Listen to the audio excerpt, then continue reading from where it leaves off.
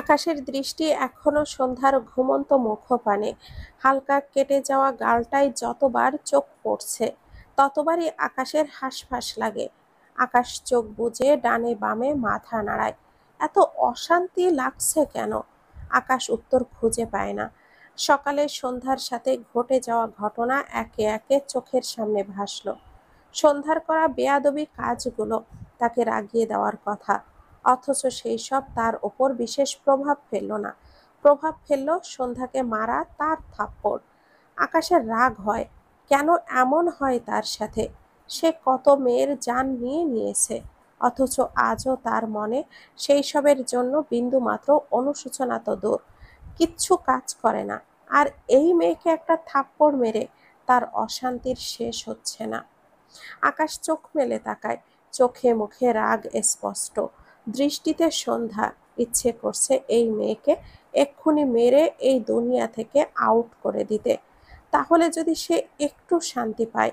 আকাশ সত্যি সত্যি এই কাজটা করতে ডান হাত ধরে হুইস্কির বোতল থেকে হাতটা সরিয়ে সন্ধ্যার গলায় রাখে। রেগে গলাটা চেপে ধরতে নেয়, তখনই সন্ধ্যা নড়ে চড়ে ওঠে। গলায় হাত দেওয়ায় ঘুমের ঘোরে বিরক্তির রেশ প্রকাশ করে মেয়েটি। হেলে আকাশের দিকে চলে আসে, একদম আকাশের মুখের সামনে তার মুখটা এসে ঠেকে। আকাশ থমথমে মুখে তাকায়। ঢোক গিলল ছেলেটা। গালের কাটা দাগ আগের চেয়েও বেশি স্পষ্ট লাগছে আকাশের চোখে। আকাশ জিভ দিয়ে তার শুকনো ঠোঁট জোড়া ভেজায়। সে যে সন্ধ্যার গলা চাপতে হাতটা তুলেছিল তা ভুলে বসল। সন্ধ্যার গলা থেকে হাতটা সরিয়ে আনে সন্ধ্যার কাটা গালে।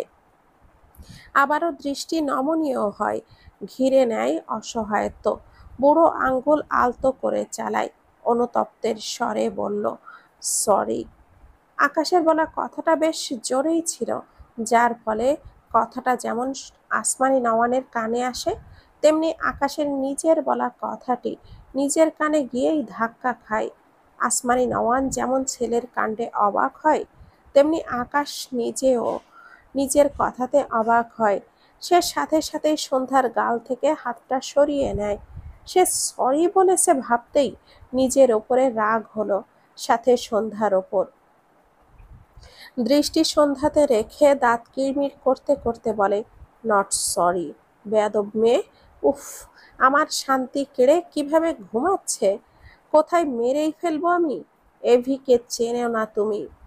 কথাটা বলার পরই সন্ধ্যার ঘুমের ঘোরে আরো হেলে আসে আকাশের দিকে।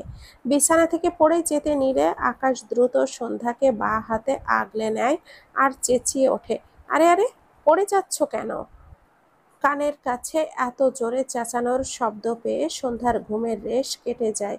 ভীষণ বিরক্ত হয়, চোখ মুখ কুঁচকে নেয়। ধীরে ধীরে চোখ মেলে তাকায়। তীব্র আলোয় ঠিক করে তাকাতে পারছে না, তবুও ঘুমো ঘুমো চোখে দেখার চেষ্টা করে। সর্বপ্রথম দুটো তীক্ষ্ণ দৃষ্টি সন্ধ্যার ঘুমের রেশে ভরা ঝাপসা চোখে পড়ে। হঠাৎ ঘুম ভেঙে এইরকম একটি দৃশ্য দেখে সন্ধ্যা ভীষণ ভয় পেয়ে চেঁচিয়ে ওঠে। আকাশ সন্ধ্যার ঘুম ঘুম মুখ দেখছিল ভীষণ মনোযোগ দিয়ে, কিন্তু সন্ধ্যার চেঁচানোই তার কাজে বিঘ্ন ঘটে। সাথে ধ্যান ভাঙে। রাগলো বেশ, কটমট দৃষ্টিতে তাকায় সন্ধ্যার দিকে, কড়া ধমক দেয়, শাট আপ বেয়াদব মেয়ে। সন্ধ্যা ধমক খেয়ে ঝাঁকি দিয়ে ওঠে। ভালোভাবে তার মুখের সামনে বিদ্যমান মুখটি খেয়াল করে দেখল এটা আকাশ। আকাশকে দেখে সন্ধ্যার ভুরু কুঁচকে যায়। তার মনে হলো সে স্বপ্ন দেখছে, আকাশ তার কাছাকাছি আসবে। এটা তো বাস্তবে সম্ভব নয়। চোখে মুখে এখনো ঘুমের রেশ মেয়েটার। সে ভালোভাবে চোখ মেলে এবার বাঁ হাতে চোখ কচলে তাকায়। না, এটা তো স্বপ্ন মনে হচ্ছে না, একদমই সত্যি মনে হচ্ছে। আকাশ তার দিকে রেগে তাকিয়ে আছে। সন্ধ্যা ঢোক গিলল। সে ঠিক বুঝতে পারছে না সে আকাশের কাছে কিভাবে এলো। সে তো তার আম্মার সাথে তার আম্মার কথা ঘরের বিছানায় ঘুমিয়েছিল। তাহলে এদিকে আসমানি নওয়ান নীরব চোখে চেয়ে আছে। সে আসলো আসলে আকাশের ভাবগতি বুঝতে চাইছেন। তার কেমন যেন অদ্ভুত লাগছে। আকাশ সন্ধ্যার প্রতি থেকে থেকে ভীষণ নমনীয় হয়ে যায়, একদম আগের মতো। ব্যাপারটি তিনি কিছুক্ষণ আগে নিজের চোখে না দেখলে বুঝতেই পারতেন না। সন্ধ্যা নড়াচড়া করতে গেলে বুঝলো সে আকাশের হাতের ওপরে। মেয়েটি সত্যি বুঝলো না সে আকাশের কাছে, তাও আবার একেবারে আকাশের কোলে এসে পড়েছে। সে আবারও আকাশের দিকে তাকায়, জিভ দিয়ে ঠোঁটটা ভিজিয়ে কিছু বলতে চায়। তখনই আকাশ সন্ধ্যাকে ফেলার জন্য হাত আলগা করে সন্ধ্যা বা হাতে আকাশের শার্টের কলারটা চেপে ধরে চেঁচিয়ে বলে ওঠে, একদম ফেলবেন না আমাকে। আকাশ ঢিলে হাত শক্ত করে নেয়, চোখ ছোট ছোট করে তাকায়। সন্ধ্যার কথার ধরনে মনে হচ্ছে মেয়েটি তাকে আদেশ করছে। আকাশের রাগ বাড়ল, দাঁতে দাঁত চেপে বলে, আমাকে হুমকি করছো তুমি? এভিকে? তোমার সাহস তো কম না। সন্ধ্যা শুকনো ঢোক গিলল। সে বুঝে গিয়েছে এই আকাশের সাথে ভালোবেসে কথা বলে আকাশ তার কথা তো শুনবেই না, উল্টো তাকে আরো পাগল উপাধি দিয়ে দিবে। এমনিতেও গত কদিন সে পড়ে যাওয়ার ফলে একটু প্রবলেম হয়েছিল। নিয়াজ ভাইয়া বারবার বলেছে বাচ্চাকে সুস্থভাবে পৃথিবীতে আনতে চাইলে সাবধানে থাকতে। যদি বারবার এভাবে পড়ে যাও তাহলে বাচ্চার কিছু হয়ে যায়। কথাটা মনে আসতেই সন্ধ্যার বুকটা কেঁপে ওঠে। তার বাচ্চার কিছু হলে সে কি করে বাঁচবে? সন্ধ্যা নিজেকে সামলায়, বলে, যা ইচ্ছা ভাবুন, আমাকে ভালোভাবে নামিয়ে দিন। সন্ধ্যার কণ্ঠের নমনীয়তার ছিটে ফোঁটাও নেই। আবার কানের কথার ধরন দেখো। আকাশের রাগে ফুঁসে ওঠে। সন্ধ্যাকে কোলে নিয়েই বসা থেকে দাঁড়িয়ে যায়। সন্ধ্যার দিকে চেয়ে রাগান্বিত স্বরে বলে, নামাবো না, ছুঁড়ে ফেলবো তোমাকে, একদম বাড়ির বাহিরে গিয়ে ছুঁড়ে ফেলবে। সন্ধ্যা ভীত চোখে তাকায়। আকাশ সত্যি সত্যি তাকে ছুঁড়ে ফেললে তার বাচ্চার কি হবে? এ পর্যায়ে আসমানি নওয়ান এগিয়ে এসে বলে, আকাশ, জান্নাতকে ভালোভাবে নামিয়ে দাও। মায়ের কথায় আকাশ আরো চটল। তার মা এই বাইরের ছেলে মেয়ের জন্য এত দরদ কেন দেখায় তার বুঝে আসে না। মায়ের দিকে চেয়ে রেগে বলে, বললাম তো নামাবো না। সন্ধ্যা ঝাঁকি দিয়ে ওঠে, দৃষ্টি আকাশের দিকে। কিছু একটা ভেবে সন্ধ্যা দুই হাত আকাশের গলায় সাপের ন্যায় পেঁচিয়ে ধরে। আকাশের ধ্যান তার মায়ের দিকে ঘুরে আসে সন্ধ্যার দিকে। বিরক্ত হলো সন্ধ্যার এহেন কাণ্ডে, রেগে বলে, আরে আরে, আমার গলা ছাড় বলছি। সন্ধ্যা ছাড়ল না, যদিও এইভাবে ধরেছে যেন আকাশ হাত ছেড়ে দিলেও সে পড়ে পড়ে না যায়। কিন্তু এতগুলো দিন পর আকাশকে এভাবে জড়িয়ে ধরার পর সন্ধ্যার কি ভীষণ শান্তি লাগলো। আগে আকাশ তাকে এভাবেই জড়িয়ে ধরতো, আর আজ সে ধরছে না। আকাশের কত শত রাগ সন্ধ্যার বুকে চিনচিনে ব্যথা হয়। এদিকে আকাশ শক্ত হয়ে দাঁড়িয়ে আছে, হৃৎপিণ্ডের গতি অনিয়ন্ত্রিত হয়ে পড়েছে। মনে হচ্ছে সে ছেলেটার মাথা ব্যথা শুরু হয়েছে। মেয়েটাকে শুধু ফেলে দেওয়া নয়, একদম মেরে ফেলতে ইচ্ছে করছে। অথচ মেরে ফেলা তো দূর, ফেলে দেওয়ার কথা ভাবলেই মনে হচ্ছে একটা থাপ্পড় দিলে গাল কেটে যায়। তাহলে ফেলে দিলে নিশ্চয়ই কোমর কাটবে, নয়তো ফাটবে। এই ভাবনাটুকু আকাশকে বারবার বাধা দিচ্ছে। আকাশ ঢোক গেল। এমনিতেও এই মেয়ের জন্য সে শান্তি পায় না, তার উপরে মেয়েটা অদ্ভুত সব বিহেভ করে।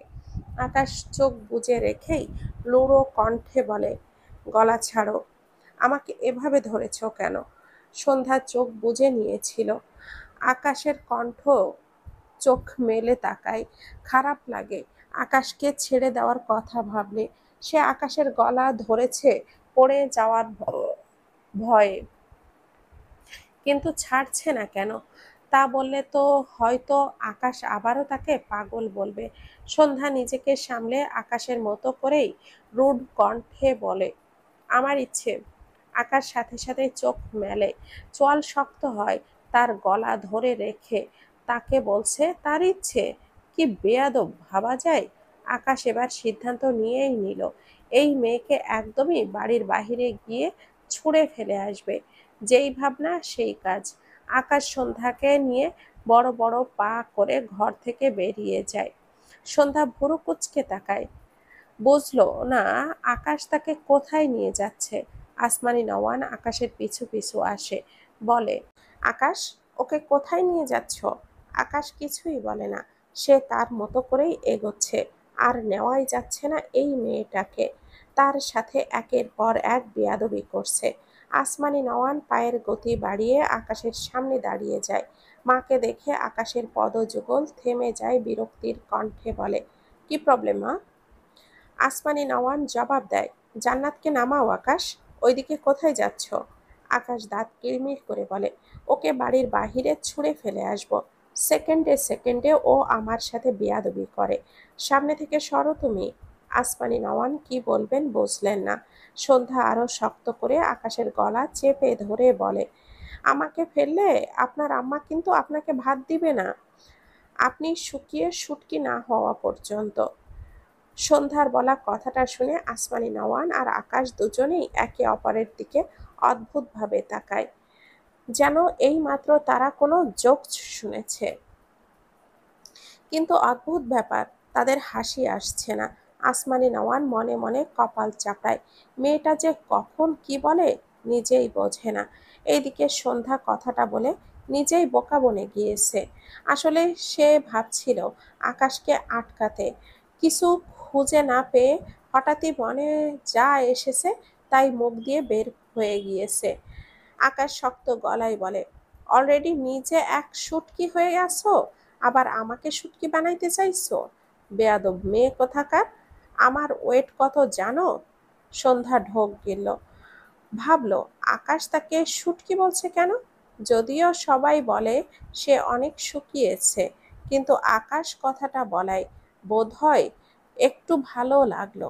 এই ভেবে যে আকাশ তার দিকে একটু হলেও মন দিয়েছে। আকাশ আসমানি নওয়ান দুই ছেলে মেয়ের ভিত্তিহীন কথায় হতাশ হলেন। এইসব সাইডে রেখে আকাশের উদ্দেশ্যে বলে, আকাশ, ওকে নামিয়ে দাও। আকাশ রেগে বলে, নামাবো না ওকে। আসমানি নওয়ান রাগতে গিয়েও রাগলো না। আকাশের সাথে এখন রাগ দেখিয়ে লাভ নেই বুঝলো। সে আকাশকে বিব্রত করতেই কথাটা ঘুরিয়ে বলে, তাহলে কি সারা রাত জান্নাতকে কোলে নিয়ে রাখতে চাইছো? আকাশ থতমত খেয়ে তাকায় মায়ের দিকে, বিরক্ত হয়ে যে বলে, আমি কেন একে সারা রাত কোলে নিয়ে থাকতে যাব? স্ট্রেঞ্জ, তুমি নিজেই ভেবে দেখো কখন থেকে জান্নাতকে কোলে নিয়ে আছো।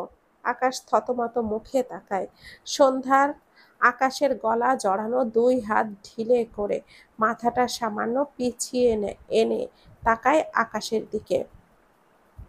আকাশের যদি সব মনে পড়তো, তবে আজকের দিনগুলো অন্যরকম হতো।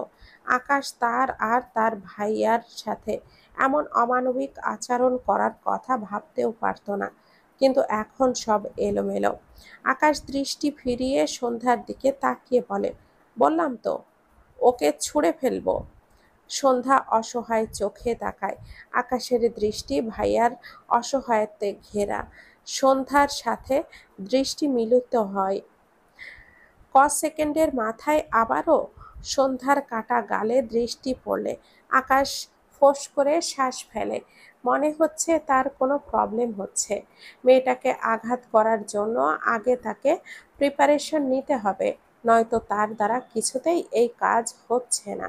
উল্টো এক আঘাত দিয়ে তার শুধু অশান্তি লাগছে। এই অশান্তি থেকে বাঁচাতে তার এখন ওখান থেকে এক্ষুনি যাওয়া উচিত মনে হলো। অতঃপর আকাশ আস্তে করে সন্ধ্যাকে নামিয়ে দেয়। আকাশের কাণ্ডে সন্ধ্যা অবাক হলো। অবাক হলো আসমানি নওয়ান ও আকাশ। সত্যি সন্ধ্যাকে কোল থেকে নামিয়ে দিল, তাও আবার এত ভালোভাবে। আকাশ আর এখানে দাঁড়ায় না, উল্টো ঘুরে পা এগোতে গিয়ে যেন ভেবে আবারও এদিকে ফিরে তাকায় সন্ধ্যার দিকে, শক্ত করে বলে, মুড নেই? তাই বেঁচে গেলে পরের বার বাঁচবে না কনফার্ম। কথাটা বলে আকাশ জায়গাটি প্রস্থান করার জন্য দ্রুত পা চালায়। 2-3 সিঁড়ি গ্যাপ দিয়ে ওপরে উঠে যায়, যেন পালিয়ে গেল। সন্ধ্যা চেয়ে রইল আকাশের দিকে। আকাশের বলা পরের বার বাজবে না কথাটা মাথায় ঘুরছে। এই মানুষটা তার ভালোবাসা। আচ্ছা, সে কি এই মানুষটার ভালোবাসা নয়?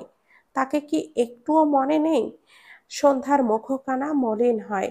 আসমানি নওয়ান সন্ধ্যার কাঁধ ধরে নিজের দিকে ফিরায়, থুতনিতে হাত রেখে মৃদু হাসে। ভদ্রমহিলার হাসিতে সন্ধ্যা অবাক হয়। আসমানি নওয়ান বোঝানোর স্বরে বললেন, তুই আমার আকাশের ভালোবাসা জান্নাত। একটা কথা মনে রাখবি, ভালোবাসা কখনো মরে না। আমার আকাশের ভালোবাসাও মরেনি। ও অস্বীকার করলেও ওর মাঝে তোর প্রতি ভালোবাসা সুপ্ত অবস্থায় জীবিত আছে, যার প্রমাণ আমি আজ পেলাম। তুই শুধু ধৈর্য রাখিস মা। সন্ধ্যার চোখ জোড়া ঝাপসা হয়। সত্যি আকাশ এখনো তাকে ভালোবাসে। তবে কবে আবারও ডাকবে সোনা বউ বলে? ডাকবে তো। একদিন আকাশ নিজেই তাকে জড়িয়ে ধরবে তো। তাকে আর তার ভাইয়াকে আবারও ভালোবাসবে। আসমানি নওয়ান সন্ধ্যাকে নিয়ে তার ঘরে যায়। সন্ধ্যা চুপচাপ যায় তার আম্মার সাথে। সিঁড়ির দিকে একবার তাকায়, আকাশকে দেখতে পাই যদি। আকাশ ততক্ষণে তার ঘরে চলে গিয়েছে, তাই আর দেখা মিলল না। দীর্ঘশ্বাস ফেলল সে। ঘড়ির কাঁটা তখন 1:30 ঘরে। সৌম্য ডান কাত হয়ে শুয়ে আছে, ডান হাত মেলে রাখা, যেখানটায় ইরা মাথা রেখে ঘুমিয়ে আছে। বালিশ নেই এমন নয়, ইরার অভ্যাস এটা। সে বিছানায় একটার বেশি বালিশ রাখে না ইচ্ছে করে। রাখলেও তাদের থেকে কয়েক হাত দূরে রাখে। প্রথম দিন সৌম্য ইরার এই কাণ্ডে অবাক হয়ে জিজ্ঞেস করলে ইরা উত্তরে বলেছিল, আমাকে তোর বুকে মাথা রাখতে দিবি সৌম্য? কখনো কখনো তোর হাতের ওপরে না হয় মাথা রাখবো। সারা রাতে যদি তোর বুক হাত যদি ব্যথা হয়ে যায়, আমি পরের দিন মালিশ করে দিয়ে সব ব্যথা সারাবো। সেই দিনের বলা কথাটা ভেবে সৌম্য একটু হাসল। তাকায় ঘুমন্ত ইরার পানে। বা হাত ইরার গালে রেখে মৃদু স্বরে বলে, আমার ইরাবতী। এরপর সৌম্য বা হাতে ইরাকে তার দিকে একটু টেনে নিয়ে কম্বল দিয়ে দুজনকে আরেকটু ঢেকে নেয়। ইরার কপালে কপাল ঠেকিয়ে চোখ বুজে ঘুমানোর চেষ্টা করে। মিনিট দুয়েকের মাথায় মনে হলো পাশের ঘরে কেউ চেঁচামেচি করছে। কিছু সময় পেরোলে সৌম্যর মনে হলো চেঁচামেচির একজনের নয়, বরং দুজন করছে। সৌম্যর কপালে ভাঁজ পড়ে। এত রাতে কারা এভাবে গলা উঁচু করে কথা বলছে? বুঝল না। প্রায় 5 মিনিটের মাথায় জিনিসপত্র ছুঁড়ে ফেলার শব্দ হয়। সাথে মেয়ে কণ্ঠ চেঁচিয়ে বলা স্পষ্ট কণ্ঠের কিছু কথা ভেসে আসে সৌম্যর কানে। এখনো এত দরদ কেন ওই 2 ভাই বোনের জন্য তোর? ওই মেয়ের পেটে নাকি বাচ্চা, তবুও ওকে চাস? লজ্জা শরম সব বিকিয়ে দিয়েছিস তাই না? আর ওই ছেলের প্রতি বা এত দরদ কেন? ওকে বাড়ি উঠতে দিলি বলেই তো ওই মেয়ে এই বাড়িতে পা রাখলো। যত অশান্তি হয়েছে আমার, বাইরের মানুষ ঘরে এসে ঘাপটি মেরে থাকবে, আর সেই সব শাস্তি পোহানো লাগবে আমার। সৌম্য ততক্ষণে চোখ মেলে তাকিয়েছে। রিহানের মায়ের গলা চিনতে এবার একটুও অসুবিধা হয়নি। সৌম্য ঢোক গিলল। এবার রিহানের কণ্ঠ ভেসে আসে, সৌম্য এখানে একেবারে থাকতে আসেনি মা। প্লিজ ওকে নিয়ে কিছু বলো না। ও আমার বন্ধু, বিপদে পড়ে এখানে এসেছে। আমি এতটুকু করতে না পারলে আমি কেমন বন্ধু হলাম বলো তো? লাগবে না এরকম বন্ধু। ওর জন্য আজ তোর জীবনের কোনো ঠিক ঠিকানা নেই। দয়া করে চুপ করো, ওরা ঘুমিয়েছে। তুমি কি চাইছো এই মাঝরাতে ওদেরকে বের করে দেই? রিহানের মা রেগে গিয়ে বলে, পারলে তাই দে, আমায় একটু শান্তি দে। ওদের দেখলেই আমার গাটা জ্বলে যায়। সেখানে ওদের মেহমানদের মতো আপ্যায়ন করতে হচ্ছে আমার।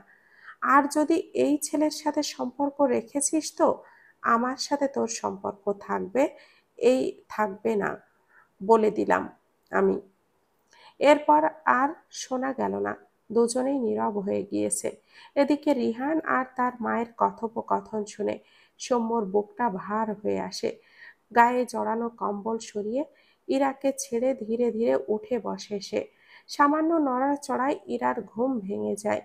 সৌম্যকে উঠে বসতে দেখে ইরাও ধীরে ধীরে উঠে বসে।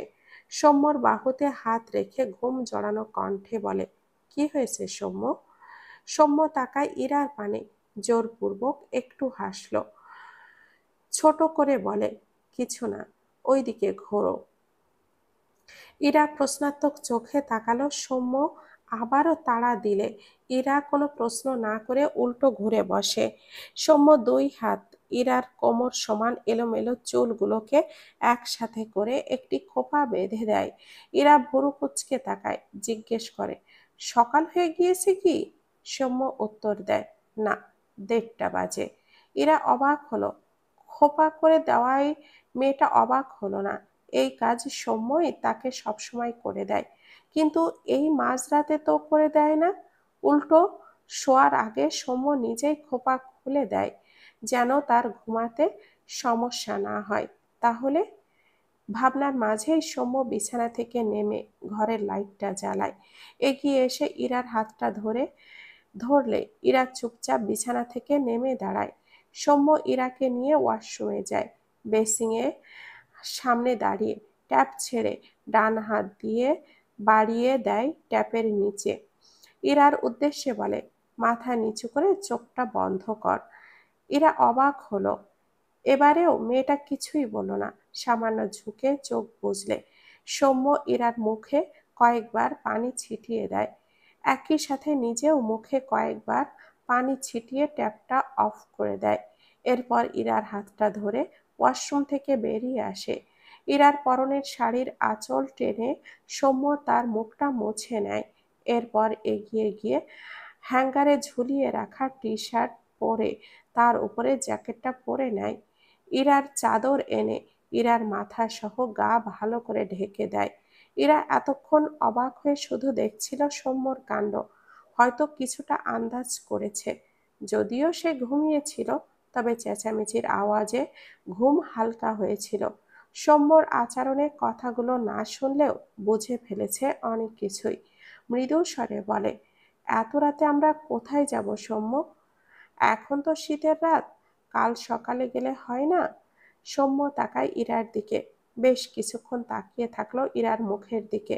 হঠাৎই ইরাকে শক্ত করে জড়িয়ে ধরে নিজের সাথে। ইরা দুই হাত তুলে সৌম্যর পিঠে রাখে। সৌম্য লম্বা করে একটা দীর্ঘশ্বাস ফেলে, ঢোক গিলে বলে, আমার আজকের দিনগুলো ভালো নয় ইরাবতী। আমার তোমার সঙ্গ চাই। আমি তোমাকে কতটুকু ভালো রাখতে পারবো জানি না, তবে আমার সবটা দিয়ে দিব। শুধু আমার আত্মসম্মান কুড়াতে আমাকে বা কখনো বাধা দিও না। ইরা আর কথা খুঁজে পেল না, অনুতপ্তের স্বরে বলে, সরি সৌম্য। সৌম্য ইরাকে ছেড়ে ইরার কপালে একটা চুমু আঁকে। টেবিলের ওপর থেকে ফোন আর মানি ব্যাগ নিয়ে ইরার ডান হাত তার বাঁ হাতের মুঠোয় নিয়ে বাইরের দিকে যেতে যেতে বলে, এসো। ঘর থেকে বাইরে বেরিয়ে আশেপাশে তাকালে সোফার এক কোণায় রিহানকে বসে থাকতে দেখে সৌম্য সেই দিকে এগিয়ে যায়, ডাকে, রিহান। রিহান মাথা তুলে তাকায়। সৌম্য আর ইরাকে এভাবে দেখে দ্রুত দাঁড়িয়ে যায়, অবাক হয়ে বলে, কোথাও যাচ্ছিস সৌম্য? সৌম্য জবাব দেয়, হ্যাঁ, একটা কাজ আছে, যাচ্ছি তাহলে। রেহান অবাক স্বরে বলে, এত রাতে কি কাজ? সৌম্য একটু হাসলো, কিছু বলল না। ইরার হাতটা ধরে বাইরে যাওয়ার জন্য পা বাড়ায়। রিহান ঢোক গিলল। খুব বুঝলো সৌম্য তার মায়ের বলা কথাগুলো শুনে নিয়েছে। ভীষণ অসহায় লাগলো নিজেকে। সৌম্য যে তার আর কিছুতেই এখানে থাকবে না সে জানে। রিহান মলিন গলায় বলে, মায়ের কথায় কিছু মনে করিস না সৌম্য। সৌম্য দাঁড়ালো। ইরা তাকায় সৌম্যর দিকে। এবার আরো পরিষ্কার হলো রিহানের মা কিছু একটা বলতেই সৌম্যর এমন আচরণ। সৌম্য ইরার হাতটা ছেড়ে রিহানের সামনে এসে দাঁড়ায়, বলে, তোর ছন্নছাড়া জীবনের জন্য কোথাও না কোথাও আমি দায়ী রিয়ান। পারলে আমায় ক্ষমা করিস। আমি আর তোর সাথে যোগাযোগ করব না। তুইও করিস না। ভালো থাকিস। রিহানের অসহায় কণ্ঠ। সৌম্য। সৌম্য বহু কষ্টে শ্বাস ফেলে দুবার। মায়ের মুখটা ভীষণ করে মনে পড়ল। সৌম্য নিজেকে সামলায়। ডান হাত রিহানের কাঁধে রেখে বলে, মায়েদের মনে কষ্ট দিতে নেই রে রিহান। মায়ের মতো করে কেউ ভালোবাসে না, বুঝলি? তুই পারলে বিয়ে করে নে এবার, অন্তত আন্টির জন্য। আর আমার সালাম দিবি আন্টিকে। যাচ্ছি। কথাটা বলে সৌম্য আর দাঁড়ালো না।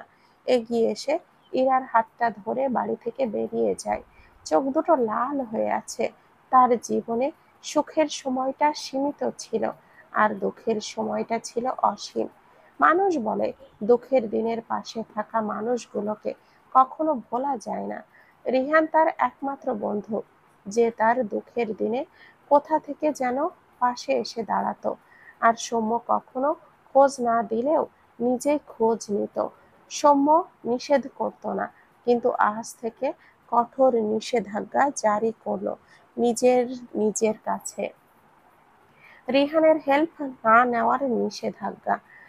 সবাই সবার পাশে চিরদিন থাকার সুযোগ পায় না। এটাই তো জীবন। কথাগুলো ভেবে সৌম্য দীর্ঘশ্বাস ফেলে। রিহান ঝাপসা চোখে চেয়ে সৌম্যর প্রস্থান দেখল। কেন যেন তার বাচ্চাদের মতো কাঁদতে ইচ্ছে করলো। সৌম্য হয়তো আর কখনোই তার দিকে ফিরেও তাকাবে না। না, রাগ করছে বলে নয়, সৌম্যর আত্মসম্মানে লেগেছে। রিহান খুব ভালো করে চেনে সৌম্যকে। তার মায়ের জন্য সৌম্য আর কখনোই তার দিকে ফিরবে না। রিহান এগিয়ে এসে সোফায় বসে দুই হাতে মুখটা ঢেকে নিল। কেন যেন বড্ড ক্লান্ত লাগছে আজ। আসমানি নওয়ান সন্ধ্যাকে শুইয়ে দিয়ে ব্যালকনিতে গেলে চোখে পড়ে তার বাড়ির সোজা ল্যাম্পপোস্টের আলোয় দাঁড়িয়ে সিগারেট ফুঁকছে জেডি। দীর্ঘ কয়েক বছর পর দেখলেও চিনতে একটু অসুবিধা হলো না। ভদ্র মহিলার চোখে মুখে রাগ ফুটে ওঠে। তার ছেলের এই হালের জন্য কোথাও না কোথাও এই ছেলেও দায়ী। তিনি আর এখানে দাঁড়ালেন না। হনহন করে বাড়ি থেকে বেরিয়ে যায়। বাড়ি থেকে বেরিয়ে এসেছে আসমানি নওয়ান। একদম জেডির পেছনে দাঁড়িয়ে শক্ত গলায় বলে, এখানে কেন এসেছো? পরিচিত কণ্ঠ পেয়ে জেডি বাঁকা হাসে, কিন্তু তাকালো না। বাঁ হাত প্যান্টের পকেটে, ডান হাতে সিগারেট ধরে রেখেছে। নিশ্চিন্ত মনে সিগারেট ফুঁকতে ব্যস্ত সে।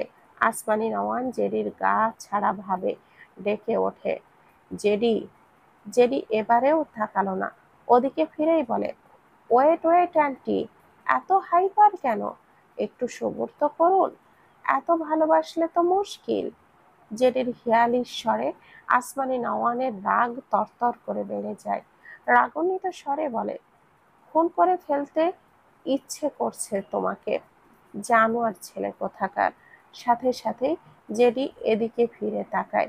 ডান হাত জেডি উঁচিয়ে বলে, এই এভির মা, এই আপনাকে কি আমায় আমার বাঁচিয়ে রাখতে ইচ্ছে করে নাকি? হ্যাঁ? আসমানি নওয়ান শক্ত চোখে চেয়ে বলে, আকাশকে তুমি এসব ভুলভাল বুঝিয়েছো, তাই না?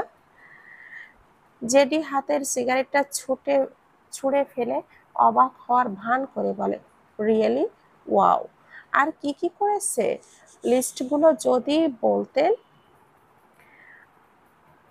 আসমানি নওয়ান ভুরু কুঁচকে তাকায়। তার কেন যেন জেডিকে সন্দেহ হয় না। সে জেডিকে আকাশের মতোই চেনে। একসময় ছেলের মতোই থেকেছে তার সাথে। সৌম্য আর সন্ধ্যার সাথে জেডির ইহ জন্মে কোনো কানেকশন থাকার কথা নয়। তাহলে কে এর পেছনে? আসমানি নওয়ানকে চুপ দেখে জেডি বাঁকা হেসে বলে, আমাকে আর এভিকে আলাদা করার জন্য যে গেম আপনি খেলেছেন, এ কথা যদি এভি একবার জানতে পারে, তখন আপনার কি হবে মিসেস আসমানি নওয়ান? আসমানি নওয়ানের মুখে ভয়ের ছাপ ফুটে ওঠে।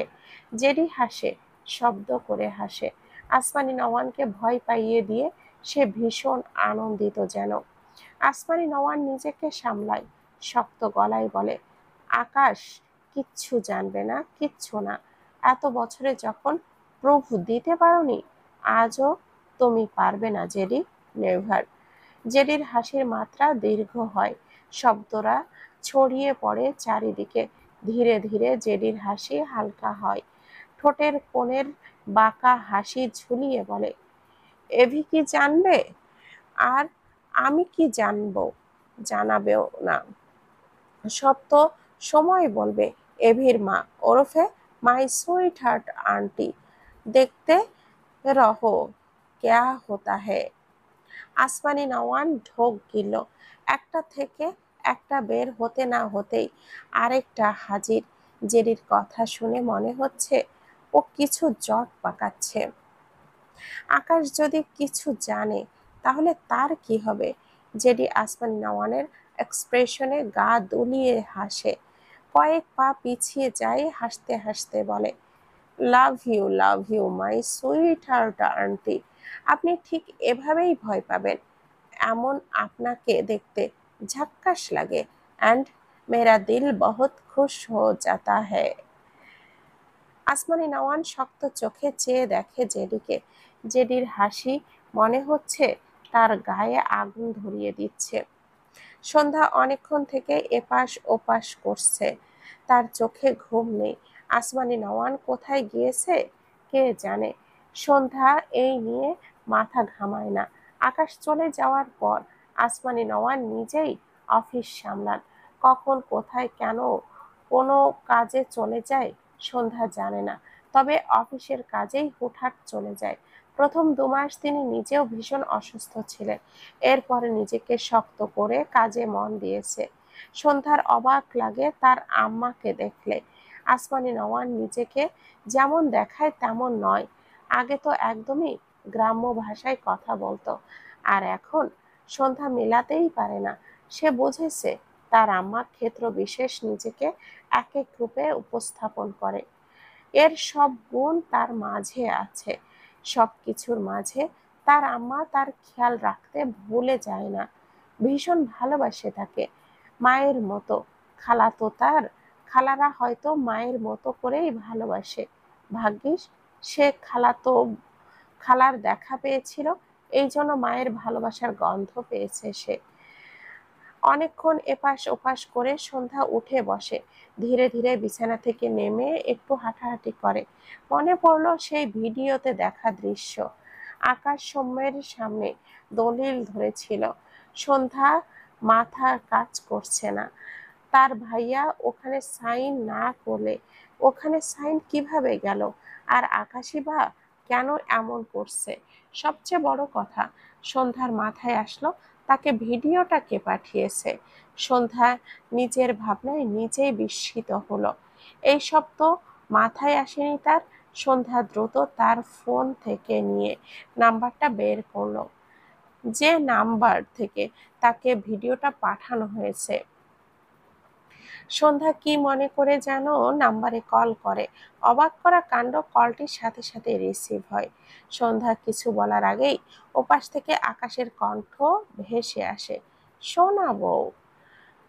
সন্ধ্যা স্তব্ধ হয়ে যায়, পুরো শরীর শিরশির করে ওঠে। কলের ওপাশ থেকে আবারও একই কণ্ঠ ভেসে আসে, অনেক বেশি মনে পড়ছে, অনেক বেশি মনে পড়ছিল শোনাবো। সন্ধ্যা ঢোক গিলল। হঠাৎই দরজার দিকে চোখ পড়লে দেখল আকাশ 2 হাত প্যান্টের পকেটে গুজে গম্ভীর মুখে চেয়ে আছে সন্ধ্যার দিকে। সন্ধ্যার মাথা ঘুরে ওঠে, বাকরুদ্ধ হয়ে যায়। আকাশ এখনো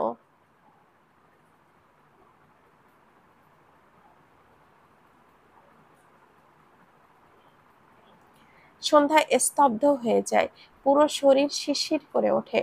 কলের ওপাশ থেকে আবারও একই কণ্ঠ ভেসে আসে, অনেক বেশি মনে পড়ছিল শোনা বউ। সন্ধ্যা ঢোক গিলল। হঠাৎই দরজার দিকে চোখ পড়লে দেখল আকাশ 2 হাত প্যান্টের পকেটে গুজে গম্ভীর মুখে চেয়ে আছে সন্ধ্যার দিকে চেয়ে। সন্ধ্যার মাথা ঘুরে ওঠে, বাকরুদ্ধ হয়ে যায়। আকাশ এখানে থাকলে ফোনের ওপাশে কে? নাকি ফোনের ওপাশেই আকাশ? আর তার সামনে দাঁড়ানো লোকটা আকাশ নয়। সন্ধ্যার মাথা ভোঁ ভোঁ করে ঘুরছে। কি হচ্ছে তার সাথে? আমি তার সন্ধ্যা মালতী, রাইটার ডিআরএম সোহাগ, পেজ ডিআরএম সোহাগ হানি।